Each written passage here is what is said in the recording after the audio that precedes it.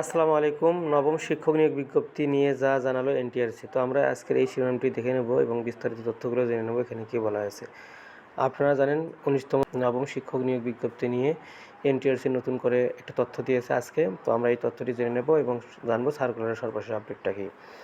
সরকারি শিক্ষা প্রতিষ্ঠানে ৭৭,০০০-এর বেশি শিক্ষক নিয়োগের লক্ষ্যে নবম শিক্ষক নিয়োগ বিজ্ঞপ্তি প্রকাশ নিয়ে সুখবর দিতে পারেনি বেসরকারি শিক্ষক নিবন্ধন ও প্রত্যয়ন কর্তৃপক্ষ এনটিআরসি। আসন্ন ঈদের আগে এই নিয়োগ বিজ্ঞপ্তি প্রকাশের সব পরিকল্পনা হলেও সেটি সম্ভব হচ্ছে না বলে জানিয়েছে সংস্থাটি। মঙ্গলবার এনটিআরসির একটি সূত্র জানিয়েছে, নতুন চেয়ারম্যান রাজা আব্দুল হাই যোগদান না করা সংস্থাটির নূরে আলম সিদ্দিকীর রুটিন দায়িত্ব দেওয়া হয়েছে।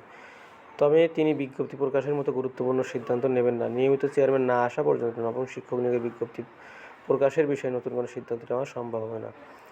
নাম অপ্রকাশিত রাখার সত্ত্বে এনটিআরসির এক কর্মকর্তা দারিল ক্যাম্পাসকে বলেন, নূরে আলম সিদ্দিকী রুটিন দায়িত্ব পালন করেছেন।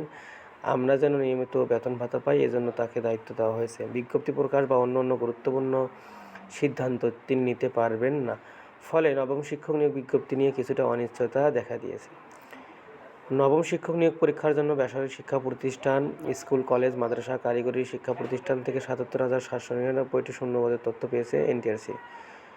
সবচেয়ে বেশি শূন্যপদ সহকারী শিক্ষকের ৪৪,৬৯১টি। এছাড়া সহকারী শিক্ষক ধর্ম, নৈতিক শিক্ষা, সহকারী শিক্ষক শরীরচর্চা, সহকারী মৌলভী, এই পোস্টগুলোতে বিভিন্ন যে ফাঁকা রয়েছে এটা আপনারা জানেন যে সহকারী শিক্ষক ৯৮০ এবং সহকারী শিক্ষক শরীরচর্চার ৪,০১৪, মৌলভীতে ১১,০৬৯, কম্পিউটার ব্যবহারিক পরিদর্শক ১২৯, ব্যবহারিক নির্দেশক ১,৬১৬, ইবতেদায়ী কারি ২,৫৬৩ জন, ইবতেদায়ী মৌলভী ৬,১৬৬ জন।